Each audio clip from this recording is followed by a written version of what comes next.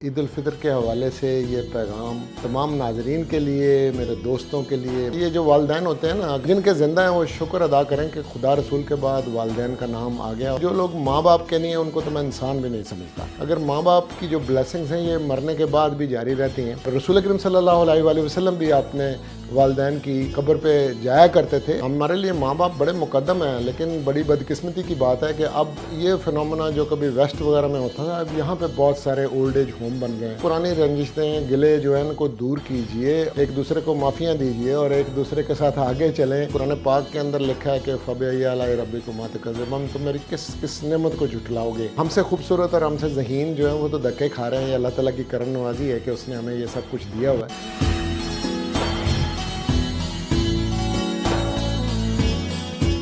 नाजरीन, ईद उल फितर के हवाले से ये पैगाम तमाम नाजरीन के लिए, मेरे दोस्तों के लिए, मेरे मिलने वालों के लिए, रिश्तेदारों के लिए, तमाम इस्लामी उम्मा के लिए है कि ईद उल फितर जो है ये रमज़ान शरीफ के बाद एक शुक्राने के तौर पे अल्लाह ताला ने खुशी का दिन मुसलमानों को दिया है।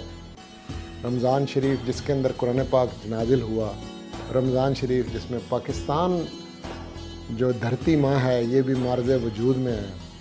हमने तमाम महीना हत्तुल मक़दूर मुसलमानों ने रोज़े रखे, अल्लाह की खुशनुदी के लिए अपने आप को खाने पीने से और बहुत सी दूसरी कबाहतों से दूर रखा। ये बड़ी ज़बरदस्त एक रमज़ान शरीफ में ट्रेनिंग होती है। और ज़कात इस महीने के अंदर तकसीम की जाती है। खुशियों को और माल को शेयर करना इस्लाम की एक बुनियादी बातों में से अहम बात है। और हम उसी तरह से अपने रिस्क को जायज़ करने के लिए ज़कात देते हैं। इसी तरह से फ़ितराना जो है वो ईद पढ़ने से पहले देना ज़रूरी है, क्योंकि फ़ितराना इस ईद का नाम ही ईद उल फितर है। और इस बरस कोई 250 रुपया पर हेड के हिसाब से घर में जितने लोग मौजूद हैं और आपके दस्तरखान से खाना खा रहे होते हैं, आपने फ़ितराना भी देना होता है ताकि दूसरे लोग भी इसमें शामिल हो जाएं इन खुशियों में। सबसे जो अहम बात है वो ये है कि रसूल करीम सल्लल्लाहु अलैहि वसल्लम का जो तरीक़ाकार था वो ईद ऐसे मनाया करते थे कि वो अपने घर से जब ईदगाह की जानिब निकलते थे तो रास्ते में जितने बच्चे मिलते थे उनमें ईदी तकसीम किया करते थे। इस तरह जो नादार और ज़रूरतमंद लोग हैं उनके अंदर जो है वो ईदी तकसीम किया करते थे। और ईद का इज्तिमा जो है ये अपने मोहल्ले गली की मस्जिद से हट के एक बड़े मैदान में या बड़ी मस्जिद के अंदर होता है, ताकि ये इस इज्तिमा के अंदर बहुत बड़ी तादाद में लोग जो हैं वो एक दूसरे से घुल मिल जाते हैं और मिल के नमाज़ पढ़ते हैं। और हम अल्लाह ताला का हमें मशकूर होना चाहिए कि हम उसकी किस किस नेमत को झुटलाएंगे कि कुरान पाक के अंदर लिखा है कि फ़बअय्यि रब्बिकुमा तुकज़्ज़िबान, तुम मेरी किस नेमत को झुटलाओगे। तो हमसे खूबसूरत और हमसे ज़हीन जो है वो तो धक्के खा रहे हैं। ये अल्लाह ताला की करम नवाजी है कि उसने हमें ये सब कुछ दिया हुआ है। तो ये जो एहसास है इस चीज़ का और जो शुक्राने नेमत है ये बहुत ज़रूरी है। तो ये ईद के बाद भी कंटिन्यूड रहना चाहिए। एक मसले की तरफ मैं तवज्जो मबज़ूल करवाना चाहता हूँ आपकी। मैं ईद इस तरह मनाता हूँ कि अपने पेरेंट्स की जो है कब्रों के ऊपर मैं जाके हाज़िरी देता हूँ। और ये जो वालदैन होते हैं ना, अगर आपने जिनके ज़िंदा हैं वो शुक्र अदा करें कि खुदा रसूल के बाद वालदैन का नाम आ गया। और इवन हम नमाज में भी वले वालिदैया कहते हैं। और जो लोग माँ बाप के नहीं हैं उनको तो मैं इंसान भी नहीं समझता। अगर माँ बाप की जो ब्लेसिंग्स हैं ये मरने के बाद भी जारी रहती हैं। और रसूल करीम सल्लल्लाहु अलैहि वसल्लम भी आपने वालदैन की जो है वो कब्र पे जाया करते थे और दुआ किया करते थे। तो बिल्कुल इसी तरह से हम भी जाके इससे आपकी उनके साथ जो ना वाबस्तगी का एक एहसास होता है और बड़ा सुकून मिलता है। और वो भी एक जहान है जिसके अंदर हम सब ने जाना है। तो कब्रिस्तान से आपको मौत का एहसास होता है कि ज़िंदगी मरने के बाद भी है, लाइफ आफ्टर डेथ भी है।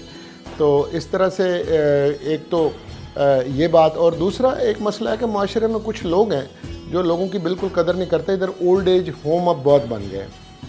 इस कदर बदबख्त लोग हैं, वो माँ बाप से इतना बुरा सलूक करते हैं कि वो ओल्ड एज होम्स में, जो कि मैं समझता हूँ हमारी तो जो तहजीबी तौर पे और रवायात के तौर पे और मज़हब के तौर पे और हमारे कल्चर के तौर पे हमारे लिए माँ बाप बड़े मुकद्दम हैं, लेकिन बड़ी बदकिस्मती की बात है कि अब ये फिनोमेना जो कभी वेस्ट वगैरह में होता था, अब यहाँ पे बहुत सारे ओल्ड एज होम बन गए हैं और लोग जो हैं उन माँ बाप को मिलने के लिए इन दिनों के अंदर भी वहाँ पे नहीं जाते, उन्होंने अबंडन ही उनको कर दिया हुआ है। और इस तरह से कुछ लोग हैं जो ज़हनी तौर पे जो हैं माजूर हैं, और ये भी एक बहुत बड़ी एलिमेंट है कि इंसान को कुछ समझ नहीं रहती, और उस वजह से ये फाउंटेन हाउस और ये मेंटल हेल्थ करेक्शन का जो अदारा लाहौर में है, वहाँ पर जाकर देखें तो मैं समझता हूँ ईद के दिन इस तरह की जगहों पे जाना, ओल्ड एज होम में जाना, और इस तरह के लोग जो ज़हनी तौर पे जो हैं वो माजूर हैं, उनको विज़िट करना एक बड़ा सवाब का काम है और ख़ुशियों में शामिल होने वाली बात है। उनके साथ जो है ईद गिफ्ट भी एक्सचेंज करने चाहिए और खाने पीने की चीज़ें भी लेकर जानी चाहिए। इसी तरह SOS विलेज हैं जहाँ पे यतीम बच्चे जो हैं वो होते हैं, और लाहौर के अंदर एक यतीम खाना भी है जहाँ पे बहुत सारे बच्चे हैं जिनसे अल्लाह मियाँ ने माँ बाप छीन लिए, तो आप अपनी खुशियाँ शेयर करने के लिए उनके पास भी जाइए। इस तरह जेलों के अंदर बहुत सारे लोग जो हैं वो कुछ गुनहगार हैं, कुछ बेगुनाह भी वहाँ पे होते हैं, और बहरहाल माशरे का बेहतर शहरी बनाने के लिए उनको विज़िट करना, उनको रिहेबिलिटेट करना भी एक रियासत की ज़िम्मेदारी होती है कि जब वो जेल से वापस आएँ तो माशरे के बेहतर शहरी बन सकें, तो उनको भी नहीं भूलना चाहिए। और एसेंशियल सर्विसेज देने वाले लोग जो हैं ये बड़े इज़्ज़त करने वाले लोग हैं।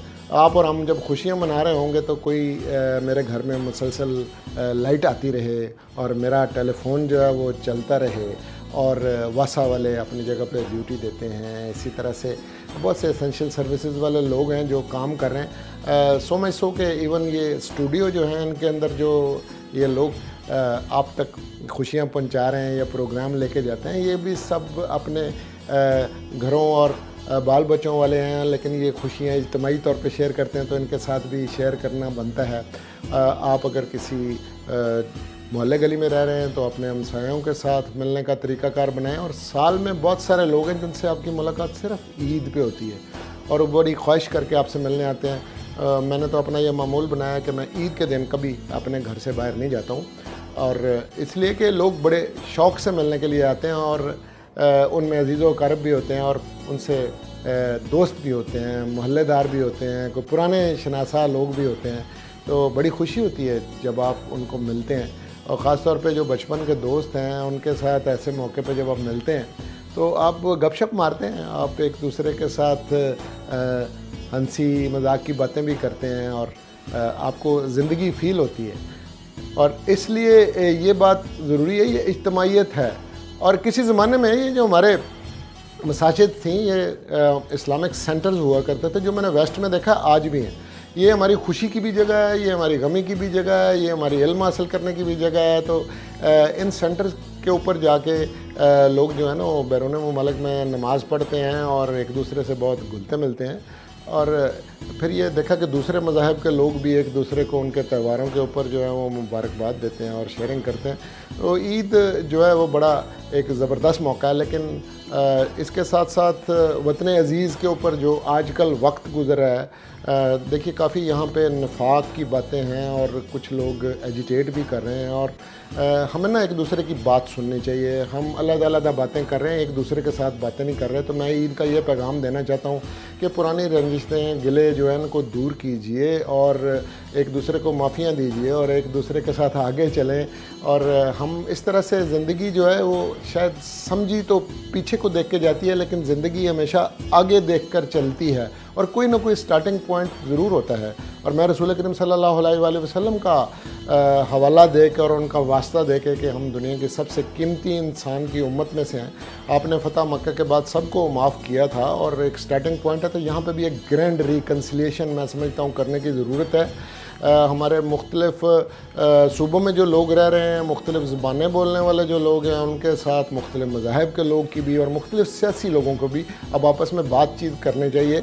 कोई ना कोई स्टार्टिंग पॉइंट होता है। ये कब तक हम एक दूसरे के साथ इसी तरह से दुश्मनी और बदले लेते रहेंगे, और इसका नुकसान ओवरऑल जो है वो सोसाइटी को होता है। And this is a beautiful homeland in which we live in. इतना खूबसूरत ये पाकिस्तान है, और इस मौके के ऊपर हमें कायद-ए-आज़म मोहम्मद अली जिन्ना का भी वो पैगाम कि वो तमाम लोगों को बाहमी हमआहंगी से रहना है और दुनिया के सबसे कीमती शख्स रसूल करीम सल्लल्लाहु अलैहि वसल्लम who was gracious and merciful himself, और वो पुरानी रंजिशें छोड़ के आगे चलना चाहिए। सब लोग अपना अपना काम करें। काफ़ी हमने जो है ना वो एक दूसरे से इख्तलाफात कर लिए, और नतीजतन पाकिस्तान के अवाम सफ़र कर रहे हैं। तमाम वसाइल होने के बावजूद अब दुनिया के अंदर पाकिस्तान को वो मकाम हासिल नहीं है जो इसका ट्रूली एक मुकाम होना चाहिए। तो वो बाहमी यकजहती, मोहब्बत और प्यार के साथ ही होगा। मैं तो इस पैगाम के ऊपर ज़ोर दूंगा, और आप सब लोगों को भी मेरी तरफ से एक बार फिर ईद की खुशियाँ बहुत बहुत मुबारक हों। आज हंसने खेलने का, एक दूसरे को माफ़ करने का, एक दूसरे को बर्दाश्त करने का, एक दूसरे से प्यार करने का दिन है। Thank you very much.